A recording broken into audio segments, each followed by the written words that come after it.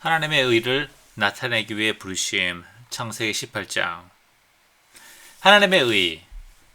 하나님의 의에는 긍휼하심과 또 공의로우심, 또 신실하심 이런 속성들이 있습니다. 특별히 긍휼하심과 공의로우심에 대해서 우리는 사실 두 가지가 같이 함께 하기가 쉽지가 않죠. 공의로우심을 강조하다 보면 긍휼하심에 대해서 우리가 놓칠 수가 있고, 혹은 죄 용서를 강조하다 보면 공의로우심에 대해서 놓칠 수가 있습니다. 이 공의와 긍휼의 조화, 하나님의 의에 대해서 잘 이해하는 것이 성경에 나타난 하나님의 뜻과 우리 삶에서 하나님의 섭리를 잘 이해할 수 있는 그런 길이 되겠습니다. 오늘은 아브라함을 부르신 하나님의 목적이 하나님의 의를 나타내기 위한 것이라는 본문을 가지고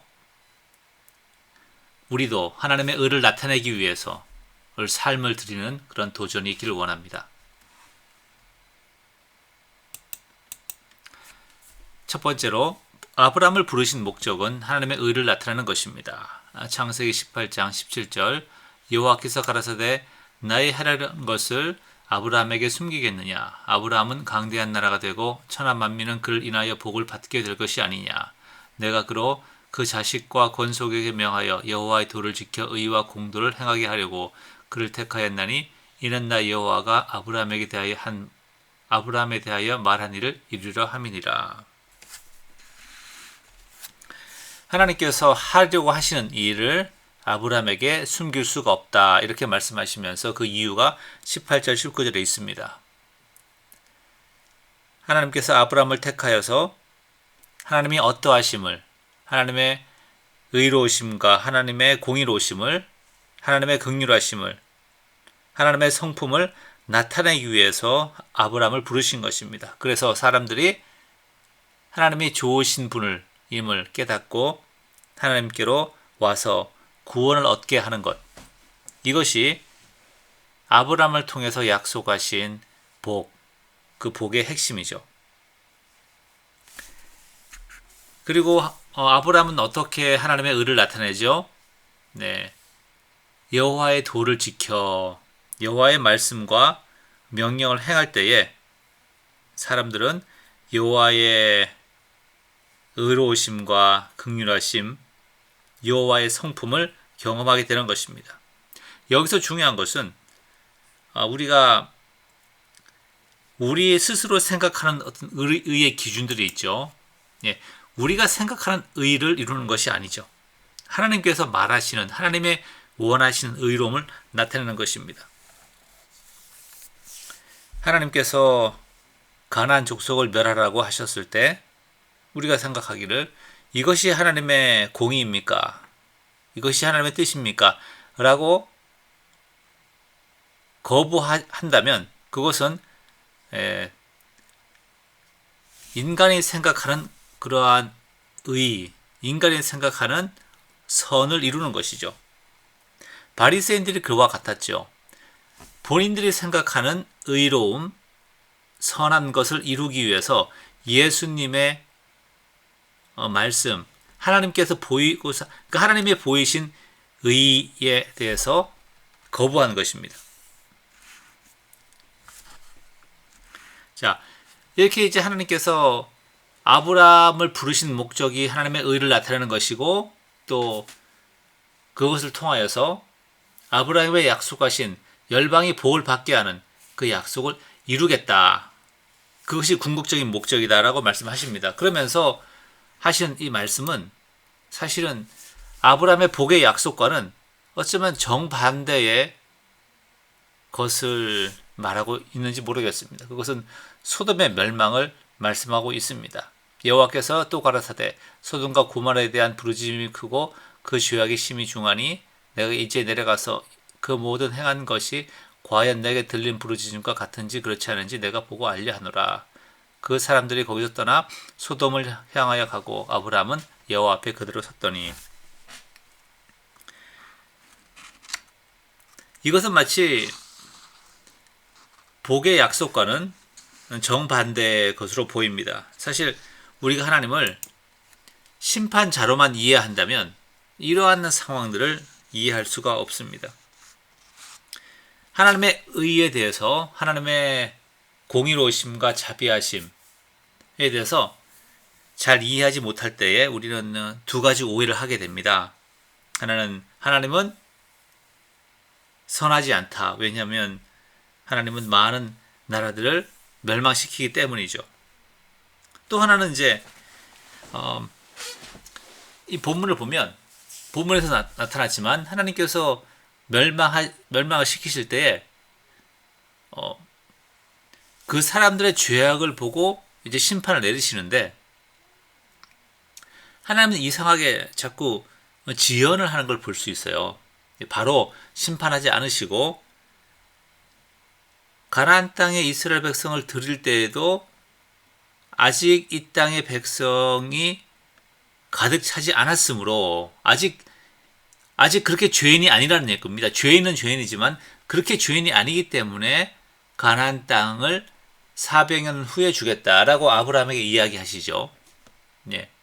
여기도 보면 하나님께서 전지전능하시고 무소부재하신데 하나님이 다 아시고 하나님이 안 계신 곳이 없다는 말이죠. 그러니까 이 소돔과 고모라의 죄악이 얼마나 큰지 아시죠. 꼭 들어야 아시겠습니까? 그런데 21절에 내가 내려가서 그것을 확인하겠다라고 말합니다. 네, 이런 것들을 볼 때 하나님께서는 왠지 심판을 좀 주저하시는 것 같은 그런 인상을 받을 수가 있습니다. 그러면서 하나님은 심판자로서의 자격이 없다. 이렇게 말할 수가 있죠. 이렇게 말하게 됩니다, 사람들이. 왜냐하면 심판을 바로 이렇게 베푸셔야 되는데 지연을 시키니까.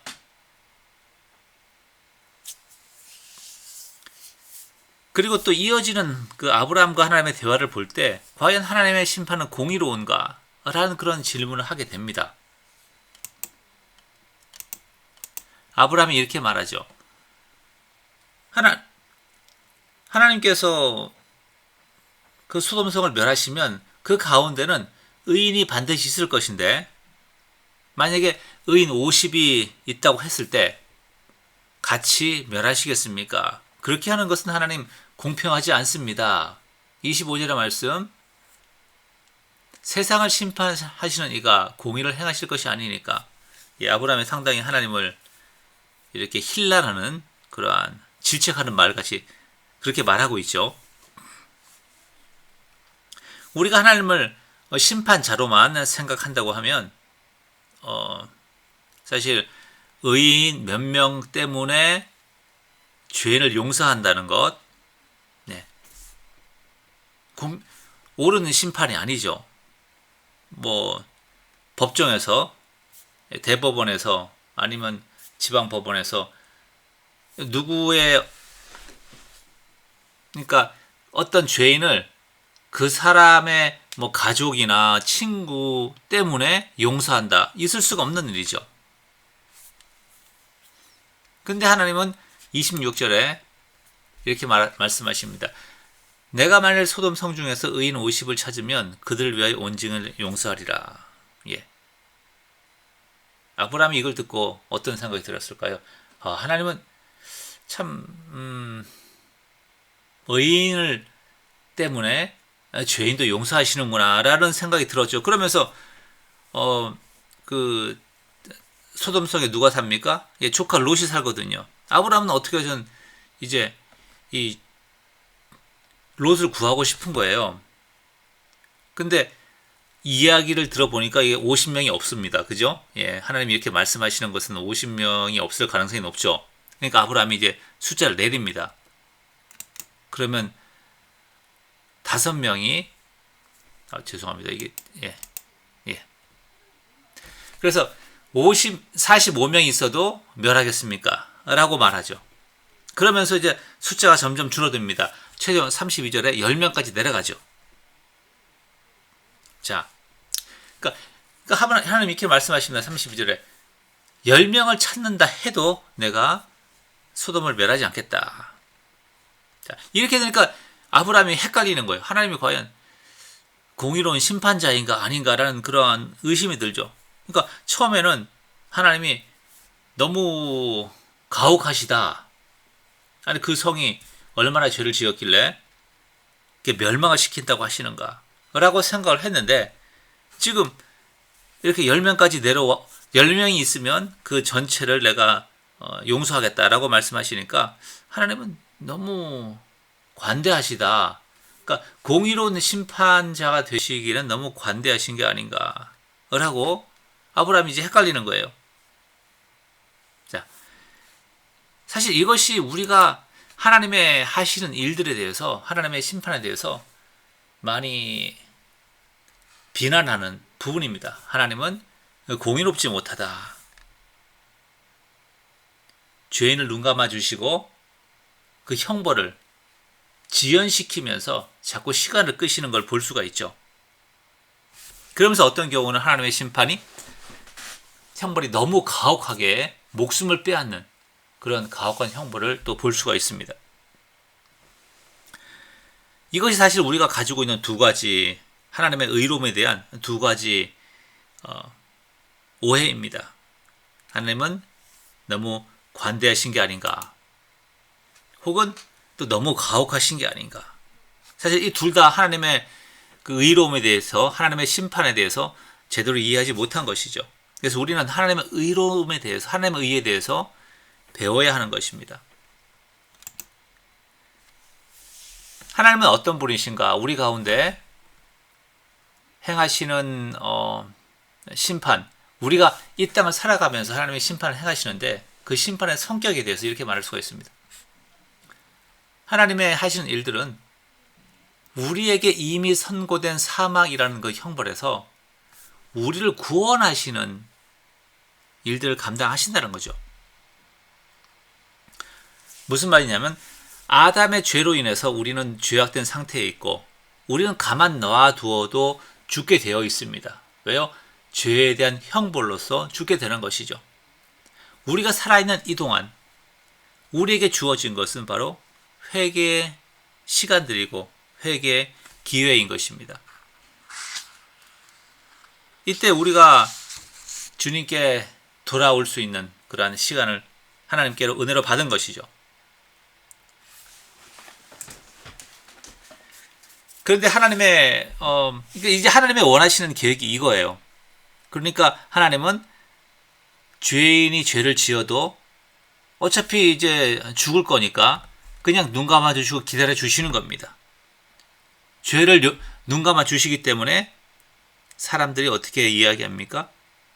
하나님은 죄를 용납하시고 심지어 죄인을 복 주셔서 세상 가운데 성공하게 하신다. 이렇게 말합니다. 하나님이 정말로 우리들의 죄를 눈 감아 주십니까? 네, 그렇죠. 왜 그러할까요? 네, 로마서 3장 25절 26절이 이제 그것을 설명하고 있습니다. 이 예수를 하나님이 그의 피로로서 믿음으로 말미암는 화목제물로 세우셨으니, 자, 그 이유가 나와 있습니다. 죄를 눈 감아 주셨던 하나님께서 길이 참으시는 중에 전에 지은 죄를 간과하심으로, 그러니까 그 전에는 죄를 간과하셨기 때문에 사람들이 하나님의 의로우심에 대해서 비난을 하죠.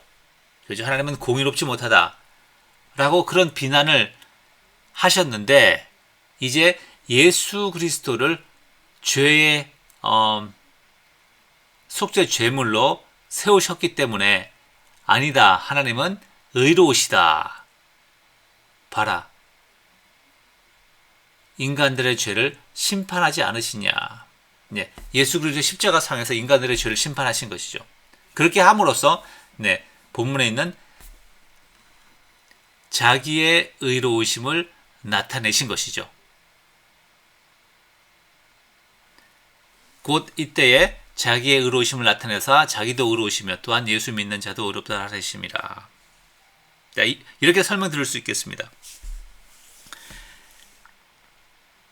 우리를 우리를 회개에 이르게 하시고 은혜로 구원하시기 위해서 하나님은 우리에게 생명을 유지하시고 멸하지 않으시고 인류를 멸하지 않으시고 예수 그리스도의 십자가의 때까지 그 죄를 간과하시고 참아주신 것이죠. 그런 기간 동안 하나님은 사람들에게 어떠한 비난을 듣습니까?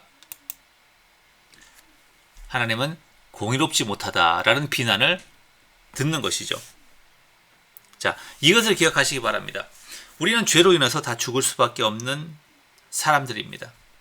그래서 하나님께서 그 죄의 형벌을 오늘 나에게 내리셔서 오늘 밤 죽게 된다 해도 우리는 놀라면 되지, 놀라면 안 됩니다. 예, 죄송합니다. 마치, 우리가 지은 죄로 인해서 사형을 선고받았어요. 그런데 우리가 불쌍해서 하나님께서 회개할 기회를 주심으로 사형이 집행유예가 된 것입니다. 뭐 70년 아니면 100년 아니면 20년 내가 이 육체가 살아있는 동안 그 사형의 집행유예가 된 것이죠. 그것이 하나님이 우리에게 은혜로 주신 회개의 기회인 것입니다. 그런데 사실 우리는 이러한 은혜로 주신 회개의 기회를 알지 못하고 너무나 쉽게 교만한 말을 한다든지 혹은 하나님을 비난하는 말을 합니다. 이렇게 하나님께서 나의 형벌의 집행, 나에게 내려질 형벌을 유예하실 때에는 이렇게 생각합니다. 아, 나는 의롭기 때문에 하나님이 나를 봐주시는 거야. 또 하나님께서 다른 사람의 형벌의 지팡이를 유예하실 때 이렇게 말합니다. 하나님은 공의롭지 못하다. 왜 저 사람 죄를 짓고 나를 힘들게 하는데도 하나님은 그냥 용서해 주시고 기다려 주시는가. 그리고 또 하나님께서 형벌을 집행을 하실 때가 있어요. 소돔과 고모라처럼 하나님이 더 이상 그 죄악을 볼 수가 없을 때 하나님이 이제 불로서 유황으로서 심판하시잖아요. 그러면 이제 사람들이 이야기하죠. 아니 하나님 지금까지 잘 참아주시다가 왜 갑자기 그렇게 난데없이 멸망시키면 어떡합니까? 하나님 도대체 예측할 수가 없어요. 일관성이 없어요. 어떻게 하나님을 신뢰할 수가 있겠습니까? 라고 말할 수가 있습니다. 말하죠. 이 모든 것이 사실은 우리가 이미 선고된 사망이라는 그런 형벌, 그것의 집행유예 기간 중에 있다는 사실을 우리가 잊을 때에 이렇게 오해하는 것입니다. 자, 그러면 아담의 타락 이후에 온 세상이 이러한 집행유예 기간 중에 있을 때 하나님의 택하신 백성의 역할은 무엇이겠습니까? 네, 우리가 첫 번째로 얘기했던 하나님의 택하신 백성을 통하여서 하나님의 의를 나타내신다고 했죠. 그래서 하나님께 돌아와서 구원을 얻게 하는 것입니다. 네 번째, 그것을 우리가 더 확실하게 알 수가 있죠. 네, 이거 마지막 거 제가 설명을 안 드렸네요. 예. 그래서 하나님께서 그렇게 소돔을 갑자기 멸망시키는 이유, 물론 이제 그들이 죄를 지었지만 지금까지 참아 주시다가 왜 멸망을 시키느냐, 여러 가지 이유가 있겠죠. 오늘 본문에서는 그들의 부르짖음이 소돔과 고모라에 대한 부르짖음이 너무 컸기 때문에, 그 말은 소돔과 고모라로 인해서 억압받고 있는 사람들이 너무나 많아졌다는 것이죠. 예, 그것을 방지하기 위해서 그 도시를 멸망시키는 것.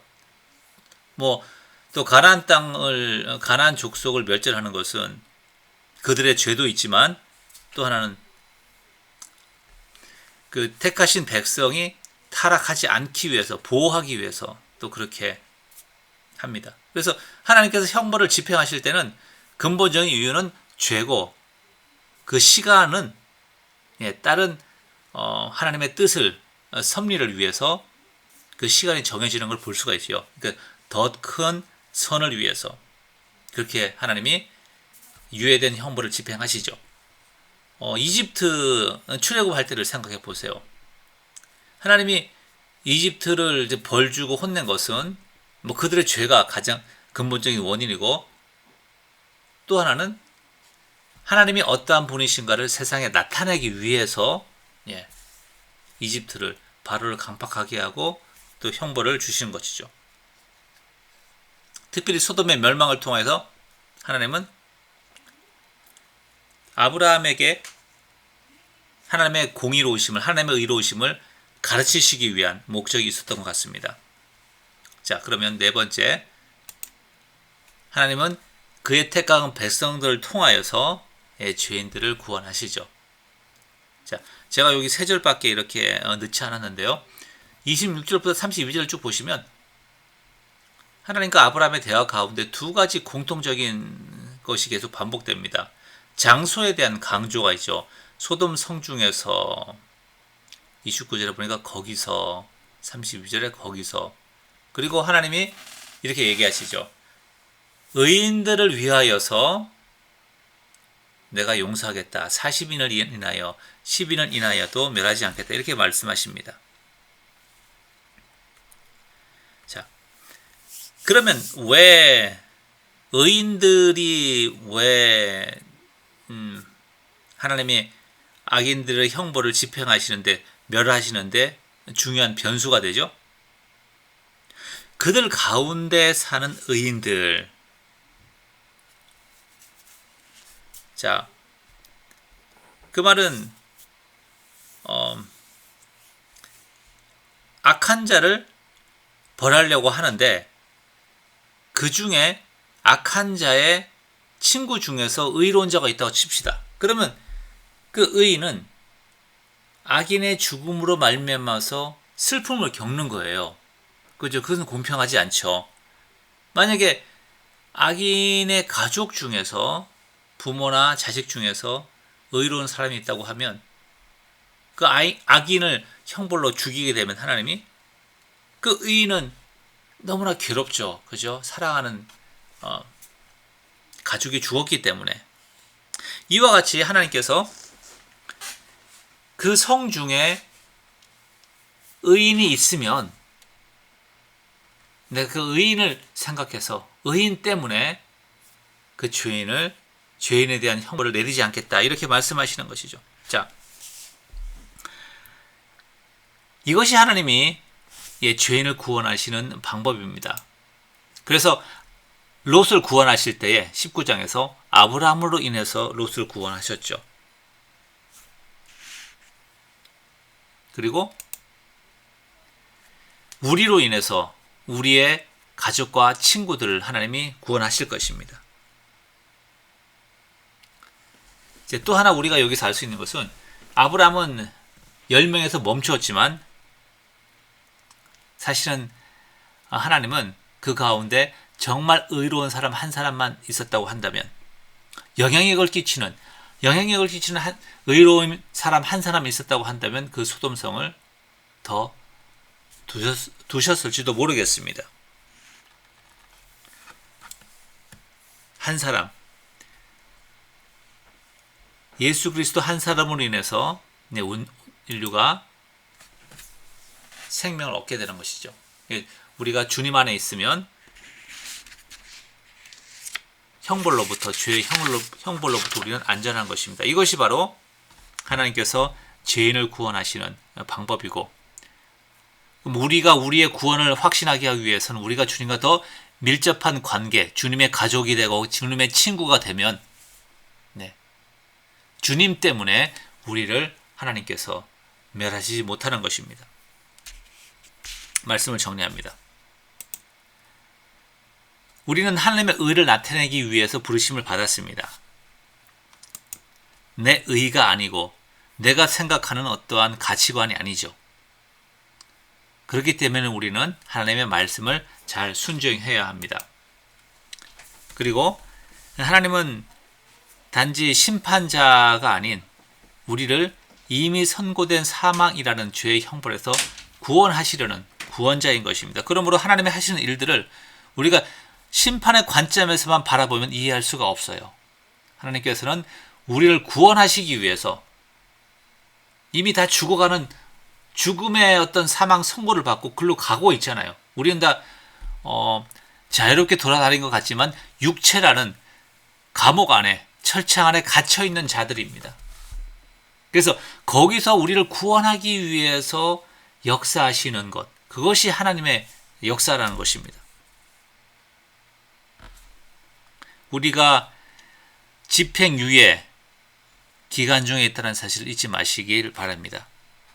하나님은 그의 택한 백성을 통해서 하나님의 의를 나타낼 때에 죄인들이 구원받게 되는 것이죠. 그래서 우리에게 주어진 친구와 가족들을 판단하고 정죄한다면 그것은 하나님의 의를 나타내기를 포기하는 것입니다. 우리가 그렇게 하면 그들은 소망이 없습니다. 우리의 가족과 친구들을 위해 하나님의 의를 나타내는데 우리의 삶을 드리기를 원합니다. 그것이 바로 우리가 여기 있는 이유인 것입니다. 감사합니다.